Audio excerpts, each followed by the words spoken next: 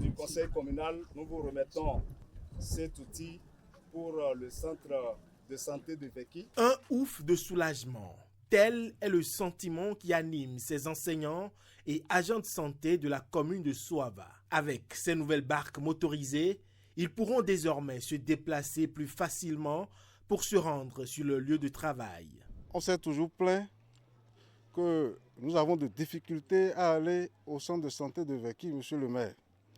Plusieurs fois, on est venu vous voir pour vous dire que nos agents accusent de retard parce qu'ils n'ont pas de moyens de déplacement. Cette action va améliorer la ponctualité de nos agents de santé. Vous allez me permettre de vous remercier sincèrement pour la vision que vous avez pour l'éducation dans Soava. Vous êtes restés fidèles à votre vision et à la ligne que vous êtes tracée. Ce changement s'opère grâce à une collaboration entre la mairie, la fondation MTN et le projet Direct Aid. Le don ne se limite pas aux engins roulants, des feuilles de tôle et des paquets de pointe sont aussi offerts pour la réfection des salles de classe. Ces dons, qui sont le fruit d'un effort collectif et d'un engagement fort de nos partenaires, viennent répondre à des besoins concrets de mobilité et d'amélioration des conditions de travail dans les secteurs clés que sont l'éducation et la santé. De meilleures conditions de travail et de mobilité, ces fonctionnaires de la cité lacustre de Soava n'ont plus d'excuses pour accomplir convenablement leur mission.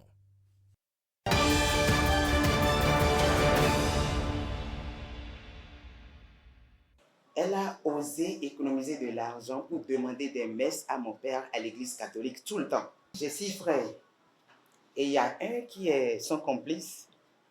Elle lui a dit, le jour où tu racontes ça à maman ou à quelqu'un de la famille, tu n'es plus mon oncle et à jamais. Il a gardé le secret jusqu'à sa mort. Des souvenirs pour se remémorer la mémoire de leur fille, la mémoire de la plus jeune écrivaine de l'Afrique francophone. Et ce qui m'a marqué, ce qui me marque encore, c'est son sourire. Même quand pour la taquiner, je l'appelle la vilaine, mais elle sourit. Mais c'est une fille, à la voir, quand je m'approche d'elle, la manière dont elle s'exprime, la manière dont elle se comporte, je me demande si c'est une petite. Les témoignages ne manquent pas pour honorer sa mémoire. Et cet ouvrage, La princesse divine, coécrit par ses parents, pour ne pas l'oublier. Est-ce qu'il faut faire table rase de tout ce qu'elle a fait durant sa vie et puis continuer et se dire qu'elle n'a rien fait? Non. Et puis, elle nous est apparue en songe, en rêve, à sa mère et à moi, et à d'autres personnes pour dire il faut lui rendre hommage. 171 pages, au fil desquelles Judith Bernice Adivignon et Patrick Lingérard Jossou se souviennent de leur fille, écrivaine, Princia Donatella Mignona Jossou, décédée avant sa 12e année. La princesse divine, c'est un ouvrage qui fait un parcours de sa vie. Mais on ne pourra pas dire qu'on a tout dit dans l'ouvrage. Mais on a pu rendre compte de certains aspects.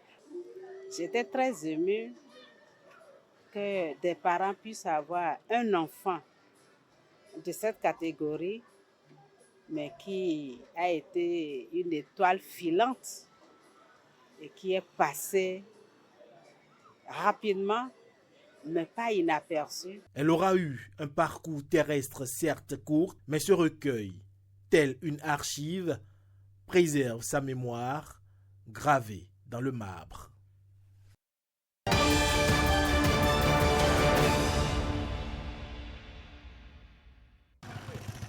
Une forêt en plein cœur de la ville d'Ifani.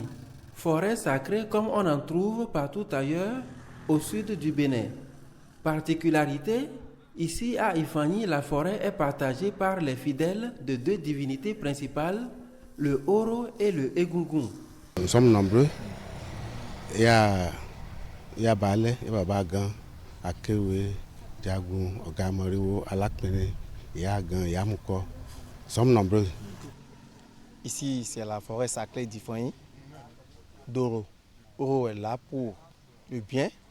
Celui qui ne sent pas bien, arrivé chez Oro, il y aura du bien. Si le pays ne va pas mal, arriver pour demander. Il y a quelques jours, dans le courant du mois d'août 2024, la commune d'Ifanyi a été au cœur d'une grande manifestation du Oro, l'une des divinités de la commune. Il faut reconnaître que pendant cette festivité, la femme a son rôle, a son pouvoir. C'est un aspect sous-entendu qui fait que beaucoup n'aiment pas Oro. Quand nous prenons par exemple le premier jour de la festivité du culte Oro, c'est un jour sur plusieurs kilomètres ici, les femmes marquent leur importance, leur pouvoir sur les hommes. C'est-à-dire, c'est le jour où la femme peut vous frapper et vous n'avez pas le droit de répliquer. Et ce mouvement-là se fait observer des kilomètres, ils font des allers-retours. La partie là est souvent adorée par Yalodé. Yalodé, c'est une femme qui a aussi sa responsabilité et son rôle dans le culte endogène au Oro. C'est elle, c'est une petite main d'ailleurs, elle a été choisie par le FA, qui vient d'abord adorer ça avant toute activité ici. On a vu les hommes à Ifanyi, la forêt des Gougou et la forêt de Oro sont côte à côte. Il y a une limite, mais il n'y a jamais de bagarre entre les acteurs de cette divinité. Puisque nous implorons le même Dieu, toutes les divinités concourent vers Dieu, qui est l'être suprême. Et c'est ça que les adeptes des divinités ont compris pour dire, même si on reste dans le même champ d'action, on doit rester ensemble et prier. Je tiens d'abord à remercier le gouvernement actuel qui a mis le tourisme devant la culture. Parce que la culture sans une communication ne tend pas vers l'économie. Or, aujourd'hui, c'est du tourisme qu'on a besoin. Donc, si on doit formuler des besoins à l'endroit du gouvernement, c'est d'orienter les projets culturels convaincants à l'endroit de notre commune. Au-delà de son caractère sacré, la forêt d'Ifanyi représente un vrai conservatoire de biodiversité qui mérite d'être préservé.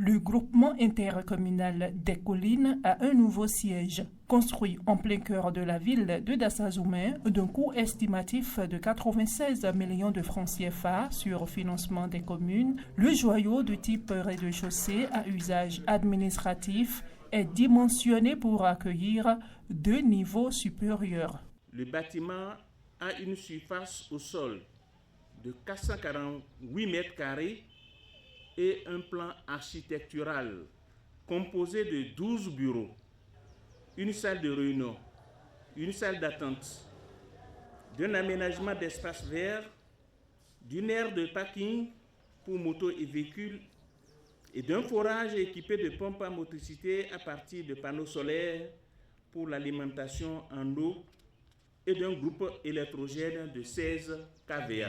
Ce siège est construit sur les ruines de l'ancienne sous-préfecture entre-temps appelée district. Il est le symbole de la solidité et de la solidarité intercommunale. C'est aussi un de nos objectifs, l'autonomisation et l'autofinancement progressif du GIC. La préfecture de Dassazoumé, que j'ai l'honneur de diriger, mes collaborateurs et moi-même, vous apporterons notre ferme soutien pour la pérennisation des acquis du GIC. Prières musulmanes et catholiques, animations culturelles ont meublé cette cérémonie d'inauguration, couplée de ces noces de porcelaine. Que de chemin parcouru. 20 ans sont passés et nous continuons de porter haut l'étendard du GIC. Ce n'est pas le lieu ici d'exposer les appuis ni les acquis du GIC pour nos communes. Mais les enjeux et défis qui nous restent sont suffisamment grands. Le chemin a été long, mais les résultats sont merveilleux. C'est à l'actif de tous les cadres, de tous les maires, de tous les cadres communaux et de toute la population des collines. Nous souhaitons que les activités du GIC continuent et qu'on soit toujours des partenaires. Le GIC, mis en place par l'Union communale du département des Collines, ce groupement se veut être un instrument de coopération intercommunale. Sa mission est de promouvoir un développement économique et social concerté des communes membres.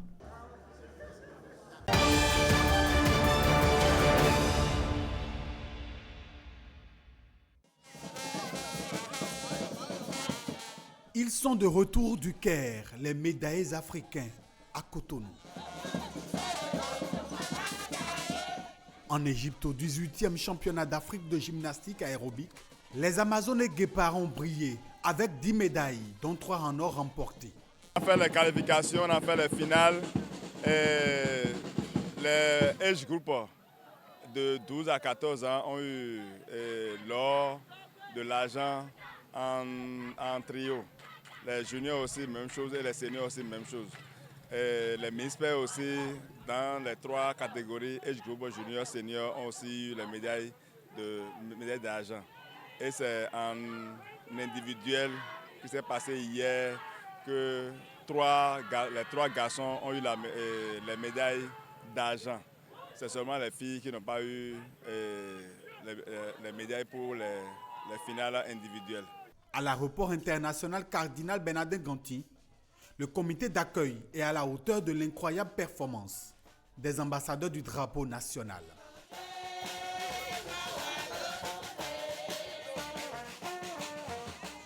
Tout d'abord, c'est une grande fierté pour moi de participer à ce championnat en gymnastique aérobique et de revenir encore avec d'autres médailles. Ce n'était pas quelque chose de gagné, mais on a su donner le meilleur de nous-mêmes pour revenir avec des médailles. C'est une fierté. Je suis très contente. Je suis très contente parce que j'ai rendu fier mon pays. J'ai amené des médailles dans mon pays. Et j'ai fait honneur à mon pays. Je suis très contente. Conseil national des supporters du Bénin, membres de la fédération, parents et amis ont célébré les gymnastes à leur arrivée sur leur terre natale. Nous avons eu beaucoup de médailles, mais cette fois-ci, c'est très particulier car nous avons 3 médailles d'or, 5 médailles d'argent et 2 médailles de bronze. Et il y a des médailles d'argent qui ont senti la couleur de l'or.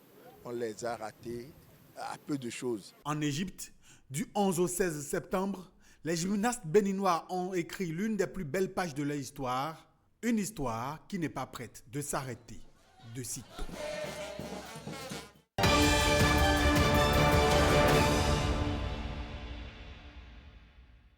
Longtemps considérée comme un patrimoine national en matière d'éducation, l'école Victor Ballot, aujourd'hui lycée Bianzin, tombe dans la désuétude.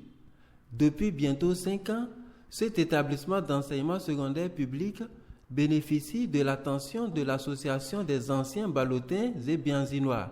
Les organes dirigeants décident de faire le bilan de leurs actions au détour de cette assemblée générale statutaire. Au plan infrastructurel, reconstruction de l'espace de restauration des usagers du lycée, construction d'un forage avec château d'eau au profit des usagers du lycée, réhabilitation d'une batterie d'une demi-douzaine de WC avec la mise en place des appareils neufs, réhabilitation du bloc administratif du lycée, le Saint des Saints.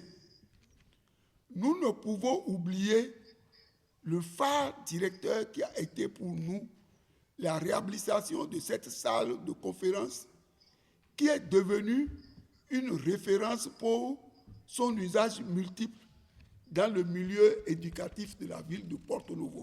Au plan moral et éducationnel de promotion de l'excellence, je peux vous dire, nous avons pu organiser 2 journées de promotion de l'excellence au sein du lycée Bianzin. L'association est aujourd'hui confrontée à quelques difficultés qui ont pour nom le bas niveau des finances, le retard accusé dans l'obtention du statut d'association d'utilité publique et bien d'autres défis évoqués ici par ses responsables. Il y a 5 ans, quand nous étions ici, on était plus de 200, dont des gens venus de l'extérieur. expressément pour ça. Au fur et à mesure que nous avançons, on ne les voit plus. Qu'est-ce qui s'est passé? Les organes dirigeants, le conseil d'administration, surtout, ils font ce qu'ils peuvent. Mais il faut que les membres soient convaincus de ce que nous sommes en train de faire. C'est pour ça, si vous avez écouté, le comité de suivi qui doit veiller au suivi des activités là, a initié un sondage. C'est-à-dire qu'il faut interroger les camarades pour savoir quel est le problème. En guise de recommandation, le comité de suivi souhaite la mise en place d'un mécanisme approprié de tous les membres pour une bonne assemblée générale en 2025.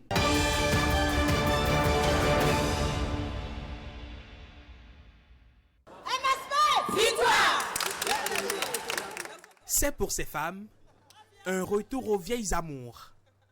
Toujours un plaisir de jouer les 2 fois 30 minutes d'un match. Elles ont pris de l'âge et la silhouette devenue moins affinée et plus arrondie pour certaines d'entre elles. Mais c'est connu, la technique ne se perd pas, disent les spécialistes. Alors au moment d'esquisser cette dernière danse, pour le tournoi des institutions de la fonction publique, le TIFOP, ces athlètes d'un soir s'en remettent à leurs anciens réflexes. On a essayé de rappeler les beaux gestes des années antérieures. Et pour des restes, elles en ont suffisamment dans les bras. Les dames du ministère des Sports, la plupart d'entre elles encadrantes sportives, sont venues à bout du ministère de l'enseignement secondaire dans un match où le suspense n'aura pas duré longtemps. 25-12 pour les Verts, sacrés champions de la compétition, dans un esprit convivial qui aura illuminé plusieurs semaines durant, ce qui a tout l'air d'une belle aventure humaine. On transpire et on fait des activités. En tout cas, je ne saurais réellement expliquer totalement tous les bienfaits qu'on y trouve, mais malgré les douleurs des articulations vieillissantes. Elles étaient 5 équipes engagées dans un championnat linéaire qui a fini par dégager un vainqueur, le ministère des Sports. Cette année, c'est particulier parce que le niveau est haut, parce qu'on a des joueuses qui se sont bien entraînées. Vainqueurs ou vaincus, les femmes ont déjà hâte de se remettre en selle. Pas question de leur demander de s'arrêter. On est toujours prêts, si on dit ça, on est comme des soldats et on donne le top et on suit le mouvement. Nous sommes des combattantes, des guerriers, des warriors. Nous sommes prêtes. Merci. Le TIFOP reviendra l'année prochaine. C'est un tournoi qui réunit les fonctionnaires du secteur public. L'un de ses objectifs poursuivis est l'épanouissement du travailleur à travers le sport.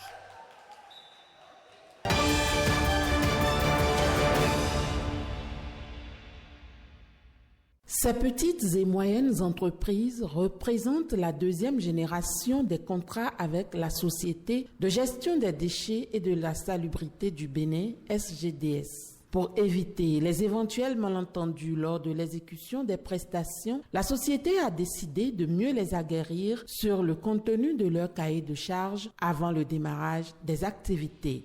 Nous sommes venus aujourd'hui à Porte-Nouveau pour former les PME que nous avons recrutés sur les notions de service public pour que les prestations se déroulent correctement à la satisfaction des populations.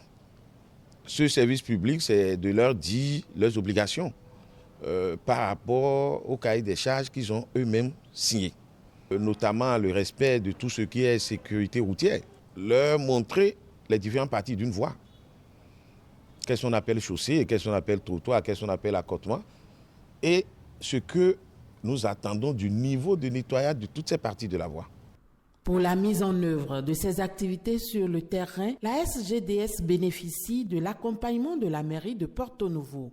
La mairie a l'obligation, comme elle en avait l'habitude d'accompagner, de faire le suivi avec les superviseurs, les PME. Nous essayons et nous allons continuer. C'est d'ailleurs la raison pour laquelle nous assistons également à la formation pour savoir en réalité quelles sont les attributions effectives de ces PME pour un meilleur suivi. On est ravis d'être là quand même. Merci à la SGDS et par la grâce de Dieu, tu vas nous aider à mettre en propre la ville de Porto-Novo. Au cours de cette formation, on a reçu beaucoup de choses qui nous reconforte dans nos activités et que désormais nous saurons ce qu'on peut faire pour que toutes les rues de Grand Nokoué soient propres. Rappelons que la Société de gestion des déchets et de la salubrité du Bénin intervient dans les 5 communes du Grand Nokoué et dans la commune de Parakou.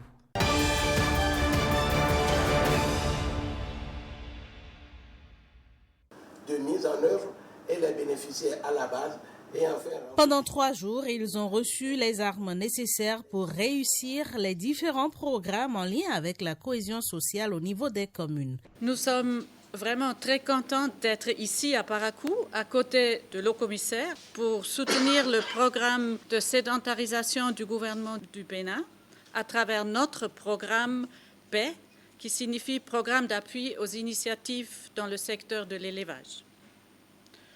Ce processus de mise en œuvre de paix et COSO est multi-acteurs et nécessite d'être inclusif pour permettre d'anticiper les éventuels conflits qui interviennent dans la mise en œuvre de ce programme. C'est pour cela que nous appuyons l'introduction de l'approche GPSC, qui signifie Gestion de programmes sensibles aux conflits, qui est mise en œuvre par Helvetas. Ainsi, les maires peuvent désormais mettre en œuvre leur plan de développement communal et faciliter l'interrelation entre les différentes communautés de manière plus efficace. Nous avons encore une autre vue large de comment est-ce que nous allons nous prendre pour que nous puissions minimiser tout ce qui est sensible au conflit pour la réussite de ces différents programmes qui sont mis pour que nous puissions avoir la cohésion sociale au niveau de nos communes.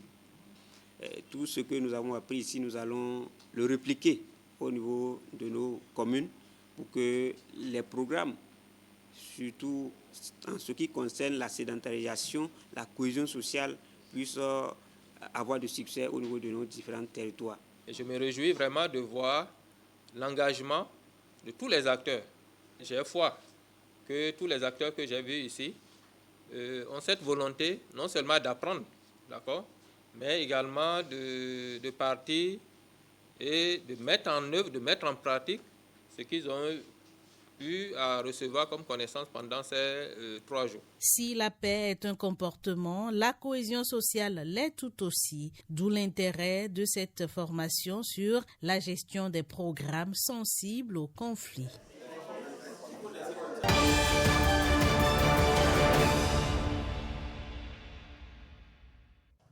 Le groupement intercommunal des collines a un nouveau siège. Construit en plein cœur de la ville de Dassazoumé, d'un coût estimatif de 96 millions de francs CFA sur financement des communes, le joyau de type rez-de-chaussée à usage administratif est dimensionné pour accueillir 2 niveaux supérieurs. Le bâtiment a une surface au sol de 448 mètres carrés et un plan architectural composé de 12 bureaux, une salle de réunion, une salle d'attente, d'un aménagement d'espaces verts, d'une aire de parking pour motos et véhicules et d'un forage équipé de pompes à motricité à partir de panneaux solaires pour l'alimentation en eau et d'un groupe électrogène de 16 kVA. Ce siège est construit sur les ruines de l'ancienne sous-préfecture entre-temps appelée district.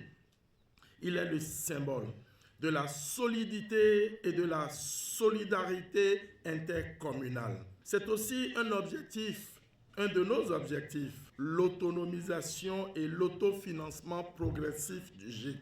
La préfecture de Dassazoumé, que j'ai l'honneur de diriger, mes collaborateurs et moi-même, vous apporterons notre ferme soutien pour la pérennisation des acquis du GIC. Prières musulmanes et catholiques, animations culturelles ont meublé cette cérémonie d'inauguration, couplée de ces noces de porcelaine.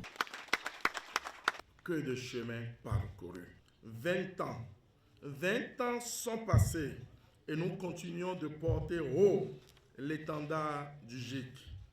Ce n'est pas le lieu ici d'exposer les appuis ni les acquis du GIC pour nos communes. Mais les enjeux et défis qui nous restent sont suffisamment grands Le chemin a été long, mais les résultats sont merveilleux. C'est à l'actif de tous les cadres, de tous les maires, de tous les cadres communaux et de toutes les populations des collines. Nous souhaitons que les activités de GIC continuent et qu'on soit toujours des partenaires. Le GIC, mis en place par l'Union communale du département des Collines, ce groupement se veut être un instrument de coopération intercommunale. Sa mission est de promouvoir un développement économique et social concerté des communes membres.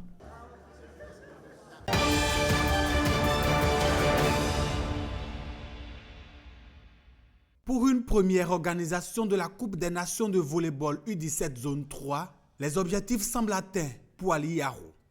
Alors, avec notre double casquette de président de fédération et de président de la Zone 3, je peux dire que nous avons été très satisfaits de ce défi qui vient d'être relevé. Le Bénin, dans cette compétition qui s'est déroulée à Parakou, s'est hissé en finale chez les hommes et chez les dames, mais à chaque fois barré par le Nigeria. Perdre la finale contre le Nigeria, nous n'allons pas cracher sur ça. C'est des habitués à cette compétition, c'est des habitués à la compétition africaine. Les Guépards U17, dans leur face-à-face avec les Super Falcons, ont tenté de briller. Au premier set, ils tiennent tête mais perdent 21-25. L'expérience nigériane va faire la différence ensuite. 13-25 au deuxième set et 11-23 au troisième set. Les Guépards U17 sont en argent. L'or est pour le Nigeria. Il y avait la malcompréhension. On n'était pas bien organisé. On a perdu sur les petits détails.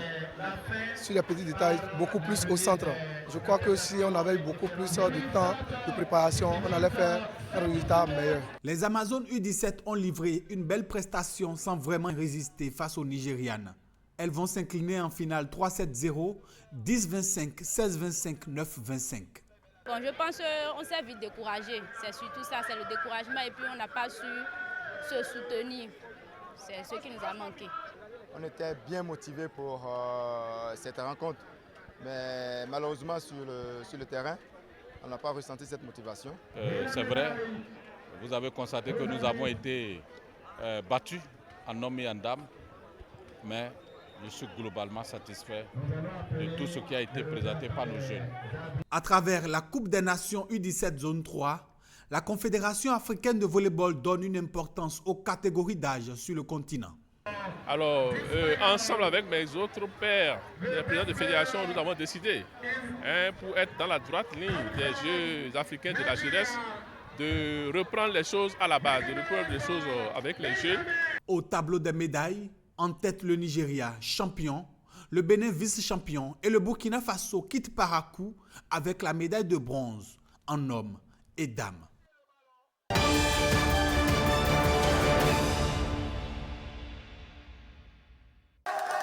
Ce sont une trentaine d'entraîneurs qui ont été outillés des semaines durant sur des travaux théoriques et pratiques assortis de multiples sessions de renforcement de compétences pour l'obtention de la licence DECAF.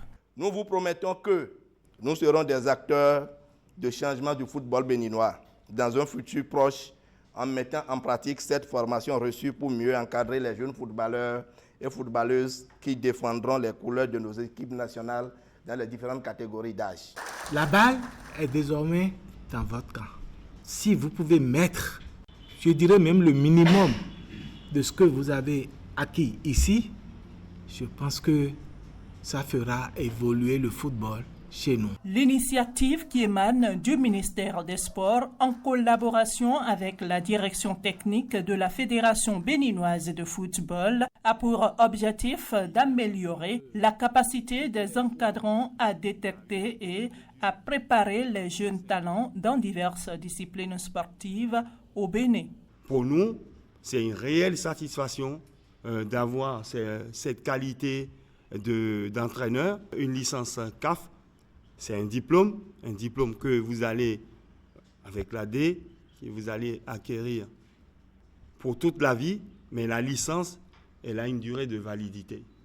Donc nous nous sommes engagés à former le maximum d'entraîneurs, mais tout en nous fixant comme objectif que le meilleur des atouts que nous pourrions avoir ou que nous pouvons mettre en place à disposition des candidats, c'est la qualité. Et cette dynamique voulue par le président Patrice Talon, mise en concrétisation par le ministère des Sports, en collaboration avec la Fédération béninoise de football, cette dynamique ne va pas s'arrêter en si bon chemin.